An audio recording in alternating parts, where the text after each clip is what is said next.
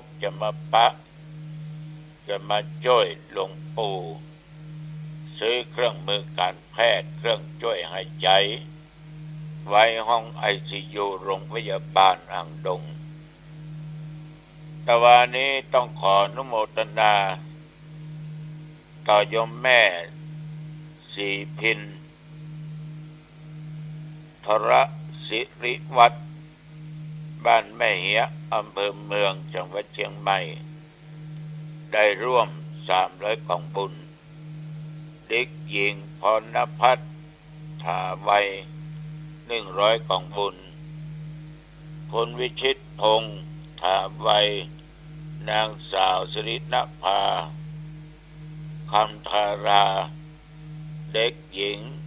ชุมาถาวัยเด็กหญิงพรณภัทรถาวัย100กล่องบุญนายขจรนางดวงเดือนกันธารา500กล่องบุญแม่แก้วยันโตนายนิรันดรยันโตบ้านบกคกเหนือ1,000กล่องบุญพันเอกหญิงนุชนาถประสิทธิเวช1,000กล่องบุญร้อยตำรวจตรีสุพลชัยเทพบ้านเบอร์ห่างดง1,000กล่องบุญนอกนั้นตะวันนี้ได้รับนิมนต์ไปเทศน์ที่บ้านแม่คืออำเภอดอยสะเก็ดจังหวัดเชียงใหม่ในงานข่าวดำฝนต้องเปิ้นก็ตกหนักเหมือนกันตอนเย็นตอนค่ำแต่เวลาที่ไปเทศน์นั้นฝนหยุดแต่ว่าต้องขอบใจต่อญาติต่อโยมที่ร่วมกระทำบุญมาหลังจากที่ฟังตุเจ้าน้องต้องเทศน์มีคุณสุภชัยคุณยอดเรือนแนวจำป่าบ้านแม่คือบันว่าขอทำบุญกับตุลุงเจ้าเนื้อสาธุ100กล่องบุญนอกจากนั้นก็ได้มีคุณโยมธนารัตน์ยมจันทร์สมคำแสงขอร่วมทำบุญกับครูบาเนื้อเจ้านอกนั้นก็หมายมีคุณโยมเด็กชายธรรมาริศแนวจำป่าบ้านแม่คือ100กล่องบุญมีคุณโยม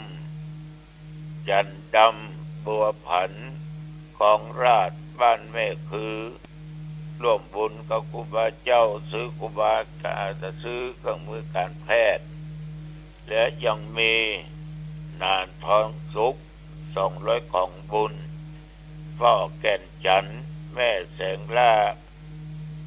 เสมอภาพบ้านแม่คือแล้วนอกนั้นก็หมายมีแม่ปิไลบุญชัยแม่คือขอทานไว้กับตนกับตัวไปหน้ากับครูบาเนื้อนอกนั้นก็ได้มีแม่อำไพของราชบ้านแม่คือดอยสะเก็ด500กล่องบุญนอกนั้นก็มีนางสาวธัญพรสุริยาบ้านปุษราพรแม่คือก็300กล่องบุญคุณณรงค์คุณอำพรมุนศรีพร้อมกับญาติกับโยมที่กล่าวนำมาหลังจากตุลุงเทศนาจบก็พากันให้กันหอมกันซื้อเครื่องมือการแพทย์ได้ที่หั่น5,290ของบุญกันบูชากันเทศน์รวมเข้าไป9,290ของบุญเพราะตุลุงบอกว่าการเทศน์บอกว่าที่หอมจะเปาะจะเป็นการซื้อเครื่องมือการแพทย์เครื่องช่วยหายใจหักไปกินไว้ใจค่าน้ำมันเห็นน้อยเดียวนั่นเอาเปาะหมดรวมแล้ว9,290ของบุญ ต้องขออนุโมทนาขอบใจในน้ำจิตน้ำใจของญาติของโยมนักเนื้ออายุวันโนสุขังพลังมีอายุมั่นยืนยาวเนิ่นจะไปเจ็บจะไปไข้ที่อันใดสมปรารถนาจำเริญด้วยอายุวันนะสุขะพละเหมือนกันทุกผู้ทุกคนญาติโยมตะกี้ก็ได้บอกไปว่าถ้าเราจะทำตัวให้เหมือนคนอื่นก็ต้องดูเงาตัวเราอย่างก่อนเป็นว่าแข่งอย่างแข่งได้แข่งบุญวาสนาบ่ได้บางสิ่งบางอย่างนั้นเราก็ทำได้เหมือนกับเปิ้นแต่บางครั้งเราบ่สามารถจะทำได้เหมือนกับเขาแต่หันเปิ้นซื้อรถยี่ห้อดังๆราคาสูงเป็น2-3 ล้าน4 ล้าน5 ล้านราคาสูงสุดจะเป็นหมูกี่100 ล้านนี่นะแล้วเราสตางค์ก็มีเหมือนเปิ้นก็บ่ควรที่จะไปอิจฉาเปิ้นบ่ควรจะคิดจะซื้อมาอย่างเปิ้นเพราะตัวเองตึงมีอย่างระยะเนี้ยบางท่านบางคนเดี๋ยวโทรศัพท์รุ่นนั้นออกมารุ่นนี้ออกมาทางที่รุ่นของตัวเองที่ซื้อยังใจได้อยู่โทรก็ได้ฮับก็ได้แต่ไปหันเปิ้นมีสตางค์เปิ้นซื้อราคาเป็นหมื่นก็คัดได้ก็เลยไปเซ็นมาแก้ผ่อนเป็นรายเดือนมาเอาเข้าอันใดก็ดีผ่อนอันใดก็ดีผ่อนฉะนั้นญาติโยมมันจะเกิดความทุกข์เป็นว่าคนเฮาบ่ฮู้จักตัวเก่าบ่ฮู้จักประมาณตัวเก่าเพิ่นทำอย่างใดก็จะทำอย่างนั้นแม้แต่เรื่องการกระทำบุญก็เช่นเดียวกันญาติโยมเฮามีน้อยเฮาก็หอมน้อยเฮามีมากก็พอสมควรตามฐานะตามอัตภาพของตัวเองหัดจ้างขี้จะไปขี้แข่งจ้างก็เดี๋ยวจะเจ็บก็เดี๋ยวจะปวดฉะนั้นเพิ่นยะได้บางอย่างเอายะบ่ได้ก็บ่ต้องไปขอยไปโยนเพิ่นน่ะยินดีกับเพิ่นเสียแต่เฮาจะไปทำตามเพิ่นเฮาจะเดือดร้อนศรัทธาพ่อแม่พี่น้องแม้แต่ญาติโยมที่มาร่วมกินร่วมทานตุลุงซื้อเครื่องมือการแพทย์เครื่องช่วยหายใจไว้ห้อง ICU โรงพยาบาลหางดงนั้นโยมก็ต้องทำตามต้องมีศรัทธาอันเชื่อมั่นเชื่อบาปเชื่อบุญเชื่อผลแห่งการกระทำความดีเมื่อมีความเชื่อในทางที่ดีก็ทำก็ตามอัตภาพตามฐานะถ้ามีเงินเป็น100 ล้านพันล้านหลาย10 ล้านอันนั้นเราจะหอมเป็นล้านก็ได้เรามีเงินล้านเอากระตานหมอกแสนก็ยังได้ถ้าแสนมันบ่สามารถทานได้ทำได้เพราะต้องใช้จ่ายนักก็ลดหลั่นลงมามีเงิน10,000ตานหมอกปันยังเหลือ9,000อยู่หรอกมี1,000ตานเห็น100เหลือ900มี100ตานเห็น20ยังเหลือ80อันเนี้ยเพิ่นบอกว่ามันเป็นการรู้จักประมาณของตัวเองทำแล้วบ่ฮือเดือดร้อนมันจริงมันจังสามีภรรยาลูกเต้า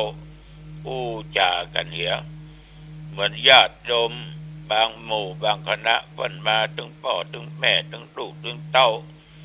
มาทำบุญมาด้วยกันหมดนะอย่างแม่ออกที่เพิ่นเดินทางมาจากบกคบเหนือตะวันเนี่ยพาลูกมาด้วยกันเดี๋ยวก็มาทำบุญสุนทานแม่ออกเพิ่นก็ได้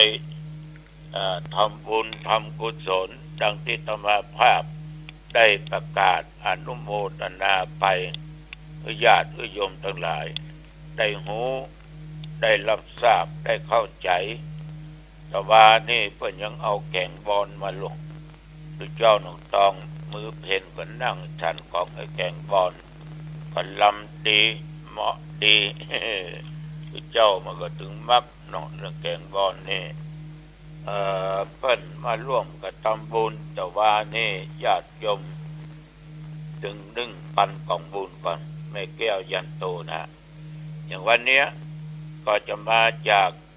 บ้านแม่แฝกน้องแฝก